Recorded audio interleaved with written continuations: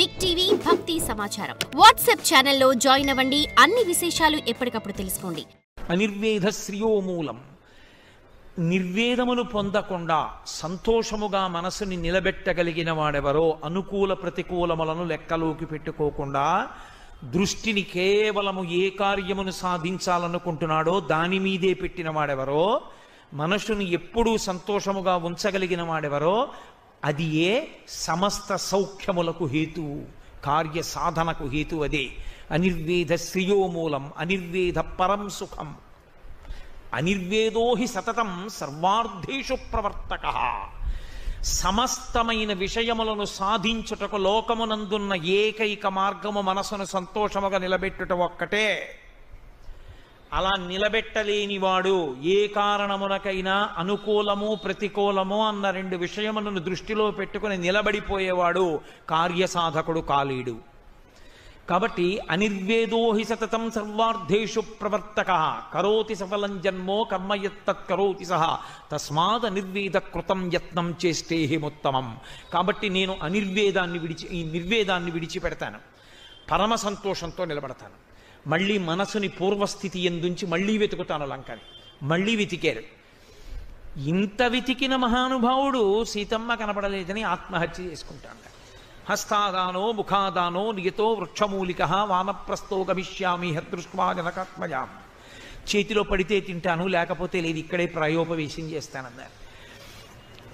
మనస్సు అటువంటి స్థితి యందు నిలబెట్టి లక్ష్య సాధన చేసేటటువంటి గురి కలిగిన మహాపురుషులు, అటువంటి భగవద్భక్తి తత్పరులు ఎప్పుడైనా చిన్న వైక్లభ్యాన్ని పొందినా మళ్ళీ పరమేశ్వరుడే రక్ష చేస్తాడు.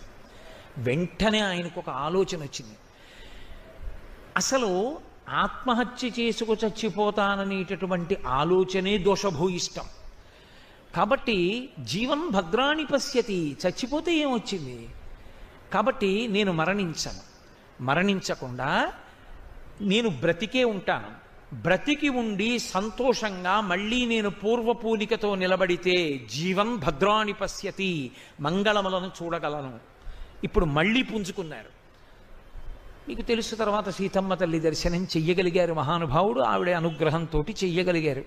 కాబట్టి మనిషి నిలబడడం అన్నది చాలా ప్రధానం. ఆ ఉత్సాహమును కాని మనసు కోల్పోయిందా, సంతోషమును కాని కోల్పోయిందా, లక్ష్యమునందు దృష్టి పెట్టగలిగిన స్థితి కాని పోయిందా, ఇక వాడేదీ సాధించలేడు. అందుకే కిష్కింధకాండలో లక్ష్మణస్వామి రామచంద్రమూర్తితో ఒక మాట అంటారు. రాముడు ఒకానొక నాడు విశేషమైన శోకానికి గురైపోయాడు. ఎంత గురైపోయాడంటే ఇక సీతమ్మ కనపడదు. లక్ష్మణ, నా శరీరం పడిపోతుంది, నువ్వు వెళ్ళిపో ఇంటికి అన్నాడు. అప్పుడు లక్ష్మణస్వామి ఒక మాట చెప్పారు. ఉత్సాహో బలవాన్నార్యా నాస్తుత్యాహత్పరం బలం స్వోత్సాహస్యాస్తి లోకేస్మిన్ నకించిదపి దుర్లభం. అన్నయ్య, ఉత్సాహమును ఉంచుకున్న వాడెవరో, మనసును సంతోషముతో నిలబెట్టి లక్ష్యము వైపుకి నడిచిన వాడెవరో వాడు సాధించగలడు. మనసు ఎప్పుడు విచలితమైపోతుందంటే రెండు కారణముల చేత పడిపోతుంది. ఒకటి శోకము భయము. శోకము భయము అక్క చెల్లెళ్ళు. రెండవది అసంతృప్తి. ఎక్కడ అసంతృప్తి ఉందో అక్కడ ఇక మనసు లక్ష్యము వైపుకి వెళ్ళలేదు. అందుకే వ్యాప్తిం పొందక వగవక ప్రాప్తంబగు లేశమైన 10,000 తృప్తించందని మనుదుడు సప్తద్వీపములనైన చక్కంబడునే అంటారు పోతన గారు భాగవతంలో. ఉన్నదానితో సంతోషంగా ఉండగలగడం, లక్ష్యమును సాధించుట యందు దృష్టి పెట్టి అనుకూల ప్రతికూలములను విడిచిపెట్టి లక్ష్య సాధన యందు నడవగలగడం, ఇది సంతోషం. అది లేనినాడు దుఃఖం. అది లేకపోవడమే దుఃఖము. కిం దుఃఖం? అసంతోషం. నాకొక్కటి చెప్పండి, దుఃఖము అన్న మాటకు అర్థం అసంతోషం అంటే ఏమండి మరి కలిసి వచ్చినప్పుడు సంతోషంగా ఉండదా అని మీరు నన్ను అడగచ్చు. అప్పుడు అది సంతోషమే కదా, అది అప్పుడు ఎందుకు సంతోషం కాకుండా పోయింది అంటే, మీకు ఏది కలిసి వచ్చింది అది మీ దగ్గర ఉంది అని మీరు సంతోషపడిపోతున్నారో దానికి ఒక క్రీనీడ ఉంటుంది. నేనింత ప్రేమించే వస్తువు, నేనింత ఇష్టపడే వస్తువు, ఇది నా చెయ్యి జారిపోతుందేమోనన్న బెంగ మీకు ఎప్పుడూ ఉంటుంది. అభద్రత దాన్ని అనుసరించి ఉంటుంది. అది చెట్టు కొమ్మ సూర్యుడికి అడ్డొచ్చి తప్పుకున్నట్టు అది ఉందన్న ప్రీతి అది ఎక్కడ జారిపోతుందోనన్న బెంగ. రెండూ ఏకకాలమునందు ఉంటాయి. ఎక్కడ ప్రీతి అప్రీతి, అనుకూలత ప్రతికూలత, ఈ రెండూ మనసు మీద ప్రభావం చూపిస్తూ ఉన్నాయో అంతకాలము వాడు లక్ష్యమును సాధించలేడు. అనుకూలము ప్రతికూలము రెండు లేవు, లక్ష్యమును సాధించుట ఒక్కటే, అంతే. అలా వెళ్ళగలిగిన వాడెవరో, ఇక అనుకూల ప్రతికూలములకు లొంగకుండా ఉండగలిగిన వాడెవరో వాడే లక్ష్యమును సాధించగలడు. మీరు అందుకే చూడండి, కేవలము లక్ష్యమును సాధించుట యందు అనుకూలత ప్రతికూలత విడిచిపెట్టి వెళ్ళగలిగినటువంటి వాళ్ళని కొంతమందిని తయారు చేస్తుంటుంది ప్రభుత్వం. మీరు మొన్న చదివి ఉంటారు. వాళ్ళు గాలి, నీరు, నిప్పు, ఎండ, ప్రాణాలు, భయం ఏముండవు, లక్ష్య సాధన ఒక్కటే, అంతే. అటువంటి దృష్టి కలిగినటువంటి వ్యక్తి లక్ష్యమును సాధించగలడు. శరీర బలం కాదు, మనసు సంతోషముతో నిలబడింది. సంతోషం అంటే అనుకూల ప్రతికూలములకు అది చూడదు. అసలు ఇంకా యథార్థంగా మాట్లాడితే మనమందరం ఏది అనుకూలం అనుకుంటున్నామో అది వాళ్ళు అనుకూలం అనుకోరు. మనమందరం ఏది ప్రతికూలం అనుకుంటున్నామో అది వాళ్ళు ప్రతికూలం అనుకోరు. వాడు దాన్ని కూడా అనుకూలంగానే భావన చేస్తారు. అది సంతోషంతో నిలబెట్టడం అన్న మాటకు అర్థం. నాకు ఇది చెప్తున్నప్పుడు ఒక విషయం జ్ఞాపకానికి వస్తుంది. అబ్దుల్ కలాం గారు భారత రాష్ట్రపతిగా ఉన్నారు. ఉన్నప్పుడు వికలాంగులకు, అంటే శరీరావయవములు సరిగా లేనటువంటి వాళ్ళకి అంతర్జాతీయ స్థాయిలో క్రీడలు నిర్వహించారు. అటువంటి వాళ్ళందరూ ఆటలు ఆడుతుంటే ఒక 1000 మంది పిల్లల్ని రాష్ట్రపతి భవన్కి పిలిపించారు కలాం గారు. 1000 మంది పిల్లలు వచ్చారు. వస్తే ఆయన లోపల ఉన్నారు రాష్ట్రపతి భవన్లో. 1000 మంది పిల్లలు వచ్చారండి, అందరూ వికలాంగులు. మీరు వాళ్ళని ఉద్దేశించి 2 మంచి మాటలు చెప్పాలి అన్నారు. వెంటనే ఆయన ఆలోచించారు, ఆ పిల్లలను ఉద్దేశించి నేను మాట్లాడడం అంటే ఏం మాట్లాడాలి? అయ్యో పాపం మీకు వికలాంగులు, మీకు కాళ్ళు లేవు, చేతులు లేవు అని కాదు కదా మాట్లాడవలసింది. వాళ్ళు ఉత్సాహపడేటట్టు మాట్లాడాలి. అంటే ఇప్పుడు వాళ్ళకి ఏ శరీర దౌర్బల్యం ఉన్నదో దానిని వారు మనోబలంతో అధిగమించగలిగినట్టు మాట్లాడగలగాలి కదూ. ఆయన వెంటనే ఒక పద్యాన్ని రచన చేశారు. నేను మీకు తెలుగులో దాన్ని చెప్తాను. ఆయన బయటికి వచ్చి కాగితం తీసుకుని ఆ పద్యం చదివారు పిల్లలను ఉద్దేశించి. అందులో ఆయన అన్నారు, మీలో చాలామందికి శరీరావయవములు సరిగా లేవు, కానీ మనందరం పరమేశ్వరుని బిడ్డలం. మీకు అవయవములు, కొంతమందికి ఉండవలసిన అవయవములు ఉండవలసిన రీతిలో మీలో అందరికీ ఉండకపోవచ్చు.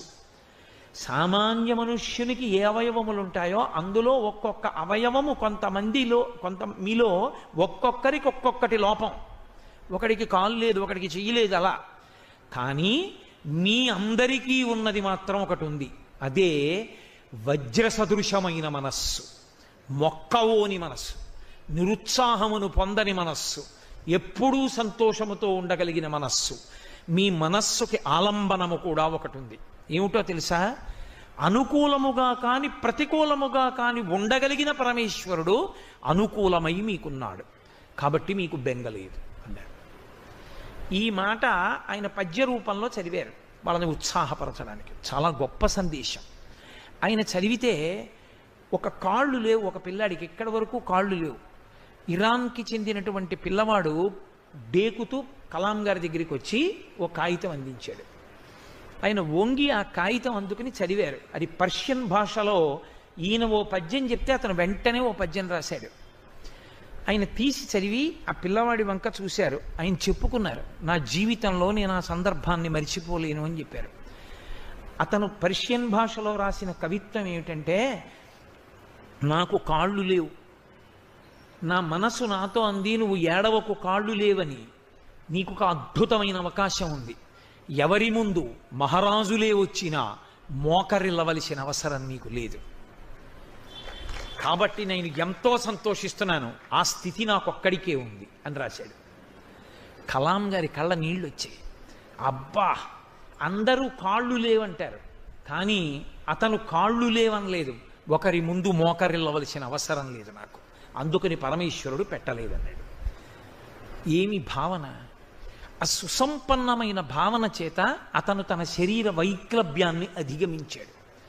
ఒక్కొక్క మహాపురుషుడు ఎక్కడ తయారవుతాడంటే మనము ప్రతికూలము అనుకున్న దానిలో శాశ్వతమైనటువంటి వ్యవస్థని దిద్ది తయారవుతాడు. మహాత్ముడిగా గాంధీ ఎప్పుడు అవతరించారు? ఫస్ట్ క్లాస్ కంపార్ట్మెంట్ టికెట్ కొనుక్కుని ట్రైన్లో వెళ్ళిపోతున్నప్పుడు సౌత్ ఆఫ్రికాలో ఎవరో ఒక తెల్లటివాడు లోపలికెక్కి ఈ నల్లటివాడు కూర్చుంటే ఫస్ట్ క్లాస్లో నేను కూర్చోనన్నంత మాత్రం చేత తెల్లవాళ్ళు వచ్చి నాకు టికెట్ ఉంది నేను కూర్చుంటానని వాదిస్తున్నటువంటి గాంధీ గారిని ప్లాట్ఫామ్ మీదకి తోసేసి ఆయన యొక్క పెట్లన్నీ విసిరి పారేశారు. విసిరి పారేస్తే ఆయన ప్లాట్ఫామ్ మీద పెట్లు తీసుకుని వేచి ఉండు గదిలోకి వెళ్ళిపోయారు, వెయిటింగ్ రూమ్లోకి వెళ్ళిపోతే ఆయనకి విపరీతమైన చలేసింది. ఆయన కోటు తీసి వేసుకోలేదు పెట్లోంచి. ఎందుకు వేసుకోలేదో తెలుసా? ఇవాళ నాకు చలేస్తే నేను పెట్టి తీసి కోటు వేసుకుంటాను, కానీ కోటు వేసుకుంటున్నప్పుడు కూడా నన్ను అవమానకరంగా మాట్లాడేవాళ్ళు ఉండొచ్చు. ఇప్పుడు శాశ్వతంగా ఈ సమస్యకు ఒక పరిష్కారము లభించాలి. అందరూ ఏది నాకు అవమానము జరిగినది అనుకుంటున్నారో అందులోంచే ఒక కొత్త శకం ప్రారంభం కావాలన్నారు. అంతే, ఆయన సత్యాగ్రహ సిద్ధాంతం, అహింసా పోరాటం అక్కడ ప్రారంభమయ్యాయి. ఇప్పటికీ దక్షిణాఫ్రికాలో ఆ రైల్వే స్టేషన్లో ఒక బోర్డు ఉంటుందిట. ఇక్కడే మహాత్మా గాంధీ ఆఫ్ ఇండియా వెళ్ళిపోతున్నప్పుడు ఆయన లగేజ్ని ఫస్ట్ క్లాస్ టికెట్ ఉన్నా విసిరేశారు అని వెయిటింగ్ రూమ్ వైపు బాణం గుర్తు పెట్టి ఇక్కడే గాంధీజీ కూర్చుని ఆలోచించి వర్ణ వివక్షకి వ్యతిరేకంగా పోరాటం ప్రారంభించారు. ఇక్కడ నుంచే వర్ణ వివక్షకి వ్యతిరేక పోరాటం ప్రారంభమై అందరూ ఒక్కటే అన్న సిద్ధాంతం ప్రారంభమై భారతదేశపు దాస్య శృంఖలాలు తెగిపోయే అహింసాత్మకమైన సహాయ నిరాకరణోద్యమంతో కూడుకున్నటువంటి భారత స్వాతంత్ర సంగ్రామం ప్రారంభం కావడానికి ఇక్కడే బీజములు పడ్డాయని బోర్డు ఉంటుందిట. అంటే మనం అనుకూలము కాదు, అవమానింపబడ్డాడన్న చోట ఒక మహాత్ముడు ఆవిర్భవించాడు.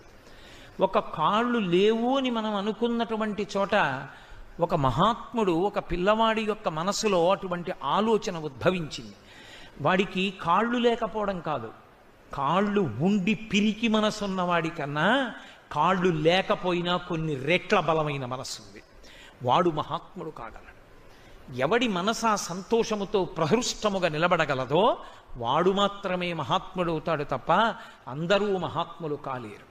కాబట్టి దుఃఖమనగా ఏమి అంటే అనుకూలము ప్రతికూలము అన్నదానికి లొంగిపోవుట. లక్ష్యమునందు మనసు నిలబెట్టినటువంటి వాడికి అనుకూలము ప్రతికూలము రెండు మాటలు లేవు. మోక్షగుండం విశ్వేశ్వరయ్య గారి గురించి తెలియని వాళ్ళు ఉండరు. మహానుభావుడు. ఆ భారతదేశంలో సాంకేతిక రంగమునందు ఒక మహర్షి సదృశుడు. అటువంటి మోక్షగుండం విశ్వేశ్వరయ్య గారి చరిత్ర మీరు ఎప్పుడన్నా చదివితే తెల్లబోతారు. 13వ ఏట తండ్రి చనిపోయారు. ఆయనకి ఈ సాంకేతిక విద్య ఇంజనీరింగ్ చదువుకోవాలి అని కోరిక. మైసూరులో మేనమామ గారి ఇంటికి వెళ్ళారు. చదువుకోవడానికి, స్కూల్లో చదువుకోవడానికి కూడా డబ్బులు లేవు. చదువుకోవాలి అంతే ఆయన లక్ష్యం. ఆ లక్ష్యం కోసం మోక్షగుండం విశ్వేశ్వరయ్య గారు పడినటువంటి శ్రమ చదివితే అసలు ఇలా ఎలా చేశారనిపిస్తుంది. ప్రతిరోజు తన ఇంటి నుంచి 10 మైళ్ళ దూరం నడిచి ఒక మంత్రి గారి ఇంటికి వెళ్ళి వాళ్ళ పిల్లలకి ట్యూషన్ చెప్పేవారు. మళ్ళీ 10 మైళ్ళు నడిచి ఇంటికి వచ్చేవారు. 20 మైళ్ళు అంటే దగ్గరగా 25 కిలోమీటర్ల కన్నా ఎక్కువ. అంటే రోజుకి 25 కిలోమీటర్లు నడిచి ఒక పిల్లవాడు, ఇంకా హై స్కూల్ చదువు కూడా చదువుకోని పిల్లవాడు 25 కిలోమీటర్లు ప్రతిరోజు నడిచి మంత్రి గారి పిల్లలకి పాఠం చెప్పి డబ్బు సంపాదించి ఆ డబ్బుతో స్కూల్లో చదువుకుని కష్టపడి తెచ్చుకున్నటువంటి స్కాలర్షిప్తో పూణే ఇంజనీరింగ్ కాలేజ్లో చదువుకుని ప్రపంచ ప్రఖ్యాతమైనటువంటి గోల్డ్ మెడల్ సంపాదించారు. మోక్షగుండం విశ్వేశ్వరయ్య గారు సంపాదించారు అనకండి. ఆయన సంపాదించడంలో లక్ష్యం మీద నిలబడినటువంటి ఆయన దృష్టి అనుకూలము ప్రతికూలము అన్న రెండిటిని విడిచిపెట్టి లక్ష్యమును సాధించుట యందు మనసు ఎప్పుడూ అదే ప్రహృష్టతతో నిలబడిపోయిందంతే. అదే సంతోషం. నేను ఆ లక్ష్యం వైపుకు అడుగులు వేస్తున్న ప్రతి అడుగు రోజు 20 మైళ్ళు నడిచి వచ్చినా నేను చదువుకోవడానికి డబ్బు వస్తుంది. ఇప్పుడు నేను చదువుకోగలను. 20 మైళ్ళు నడిచిన పిల్లవాడికి తండ్రి లేడు, తల్లి దగ్గర లేదు, మేనమామ ఇల్లు, పేదరికం, తినడానికి సరియైన తిండి లేదు. ఎంత కష్టపడ్డాడో. నాకు పేరు చెప్పడం ఇష్టం లేదు. ఇప్పటికే హైదరాబాద్లో ఉన్నారు, మా గోపాలకృష్ణ గారికి తెలుసు బాగా. ఆయన ఇంజనీరింగ్ చదువుకోవాలని కోరిక. ఓసారి ఇంజనీరింగ్ సీట్ వస్తే డబ్బు లేక వదిలేశాడు. రెండవసారి ఇంజనీరింగ్ సీట్ వస్తే అన్నయ్య వదిన పడుకుంటే బయట చిన్న వరండా ఉండేది. నాకు మీరు అన్నం పెట్టినా పెట్టకపోయినా వరండాలో పడుకోవడానికి అవకాశం ఇవ్వండి, ఇంజనీరింగ్ చదువుకుంటానని అడిగాడు. ఉన్నదే ముగ్గురం తిందానరా అన్నాడు ఆ మహానుభావుడు. వరండాలో పడుకునేవారు. ఒకప్పుడు ఆయన ఇంజనీరింగ్ ఫస్ట్ ఇయర్ చదువుకుంటుంటే స్కూల్లో సర్క్యులర్ వచ్చింది. ఆయనకి సంతోషం, నేను ఇంజనీరింగ్ చదువుకుంటున్నానని. అంత కష్టపడి చదువుకున్నాడు. రేపు ల్యాబొరేటరీ ఉంది, అందరూ బూట్లు వేసుకు రావాలి, ఫలానా రకం షూ వేసుకోవాలి అని. ఎక్కడ కొనుక్కుంటాడు బూట్లు? ప్రిన్సిపాల్ గారి రూమ్ దగ్గరికి వెళ్ళి బయట నించున్నాడు. 6:30 అయిపోయింది, 7 అయిపోయింది, 7:30 అయిపోయింది. వరంగల్ ఇంజనీరింగ్ కాలేజీలో చదువుకున్నాడు ఆయన. 7:30 అయిపోయిన తర్వాత లోపల అందరితో మాట్లాడి ప్రిన్సిపాల్ గారు బయటికి వచ్చారు. బయటకు వచ్చి పిల్లాడిని చూసి ఓయ్ అని పేరు ఉచ్చరించి ఆ పిల్లవాడిని అన్నారు, ఏమి ఇక్కడి నుంచున్నావు రాత్రి 7:30 అయినా? అతను, అయ్యా మీరు షూస్ కొనుక్కోమన్నారు రేపటి నుంచి అని వలవల ఏడిచేశాడు. ఆయనకు అర్థమైంది. నీకు డబ్బు లేదా అని అడిగారు. లేదు, అన్నయ్య దగ్గర నేను వరండాలో పడుకుని చదువుకుంటున్నాను అన్నారు. రా కారిక్కో అని షూ కొనిచ్చి పిల్లవాడు హాస్టల్లో అన్నం తినడానికి ఏర్పాటు చేశారు. అదే పిల్లవాడు తరువాతి కాలంలో ఇంజనీరింగ్లో పట్టభద్రుడై ఎనలేని ఖ్యాతి సంపాదించి అదే వరంగల్ ఇంజనీరింగ్ కాలేజీకి చాలా గొప్ప స్థాయిని మార్చి ఉన్నత స్థాయి ఇవ్వవలసి వచ్చినప్పుడు కేంద్ర ప్రభుత్వం తరపున కాలేజీలో ఉన్నటువంటి పరికరాల్ని పరిశీలించడానికి వెళ్ళినటువంటి కమిటీలో మెంబర్గా వెళ్ళాడు ఆయన. అదే కాలేజీ ముందు కారు దిగితే పూలదండ వేసి ప్రిన్సిపాల్ గారు లోపలికి తీసుకెళ్తున్నప్పుడు, గురువుగారు నా కన్నుల వెంట అశ్రుధారలు కారాయండి అని నా దగ్గర కూర్చుని ఒకనాడు చెప్పాడు. లక్ష్యశుద్ధి, నేనిది సాధించాలి. కష్టమా సుఖమా ఒకనాడు నేను అనుకున్నది అవుతాను, అప్పటి వరకు నేను ఇలా కష్టపడవలసింది అంతే. సాన పెడితే కానీ వజ్రానికి కాంతి రాదు, పుటం పెడితే కానీ బంగారానికి మెరుపు రాదు. కర్ర లోపల అగ్ని ఉంటుంది, కర్రని కర్రతో రాపాడిస్తే కానీ నిప్పు పైకి పుట్టదు. నీరు భూమిలో ఉంటుంది, భూమిని తవ్వితే తప్ప జలపడదు. లక్ష్యమునందు శుద్ధి లేనివాడు మనసు అనుకూలమో ప్రతికూలమో అని ఆగిపోయినవాడు కార్యమును సాధించలేడు. ఎక్కడ మనసు సంతోషముతో నిలబడుతుందో వాడికి సుఖదుఖములు లేవు. వాడికి ఇది అనుకూలంగా ఉందని లేదు, ఇది ప్రతికూలంగా ఉందని లేదు. ఆ రెండూ వాడి శరీరానికి అంటితే కదూ, వాడికి ఆ పట్టింపు లోపల పట్టుకుంటే కదూ. ఏది పట్టుకోవాలి? మనస్సు పట్టుకోవాలి. బాగుంది బాగులేదు అన్న 2 మాటలు పట్టుకోవాల్సింది మనస్సు. ఆ మనస్సు బాగుందన్న దాని మీద లేదు, బాగులేదన్న దాని మీద లేదు. తను దేని మీద దృష్టి పెట్టాలనుకున్నాడో దాని మీదే నిలబడిపోయింది ఆ దృష్టి. ఇక అనుకూలము ప్రతికూలము ఆయనకి ఎలా తెలిసాయి? ఆయనకి తెలియవు. ఆత్మని తెలుసుకోవాలనుకున్నటువంటి భగవాన్ రమణులు అరుణాచలం పాతాళలింగం దగ్గర కూర్చుని తపస్సు చేస్తుంటే తేళ్లు జెర్రులు తొడల కింద పట్టి కురికేస్తే మాంసపు ముక్కలు ఉడిపోయి నెత్తురు కారి అట్టలు కట్టింది. ఆయనకి తెలియలేదు. లక్ష్యశుద్ధి, మనసు అనుకూలము ప్రతికూలము అన్న 2 మాటల చేత ప్రభావితము కాకుండా నిలబడగలిగితే అటువంటి మనస్సు సంతోషము కలిగిన మనస్సు. అటువంటి మనస్సు సాధించలేదు అన్నది లేదు. అలా కాకుండా ప్రతి చిన్న విషయంలో మనసు యొక్క అనుకూలత, మనసు యొక్క ప్రతికూలత, ఈ రెండిటి దగ్గర ఆగిపోయేటటువంటి స్వభావం ఉన్నవాడు లక్ష్యములు పెద్ద పెద్దవి నోటితో చెప్పగలడేమో కానీ వాడు మాత్రము జీవితంలో ఆ లక్ష్యములు సాధించలేడు. తెల్లవారుజామున 4 గంటలకు అలారం పెడతాడు. 4 గంటలకి లేస్తాను, 4 నుంచి 7 వరకు 3 గంటలు చదివేస్తాను, 3 గంటలంటే గంటకి 25 పేజీలు చెప్పిన 75 పేజీలు చదువుతానంటాడు.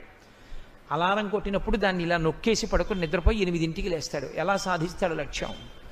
4 గంటలకి నిద్ర లేవలేని వాడు లక్ష్యాన్ని సాధిస్తాడా? 4 గంటలకి అలారం కొడితే ఉలిక్కిపడి లేచి తన కార్యాన్ని ప్రారంభించిన వాడు, వాడికి ఇంకా నిద్రపోదామని శరీరం కోరినా వెంటనే ఉత్సాహంతో లేచి మొహం కడుక్కుని కూర్చున్నవాడున్నాడే వాడు కార్యమును సాధిస్తాడు. మహాత్ములు ఎవ్వరూ ఒక రాత్రికి రాత్రి తయారైన వారు కారు. మహాత్ముల జీవితాలు ఇవి పూల పాన్పులు కావు. ఎంతో కష్టపడితే, ఎంతో నలుగుడు పడితే వాళ్ళు మాత్రమే మహాత్ములు కాగలరు. లేనివారు మహాత్ములు కాలేరు. ఓర్చగలగాలి.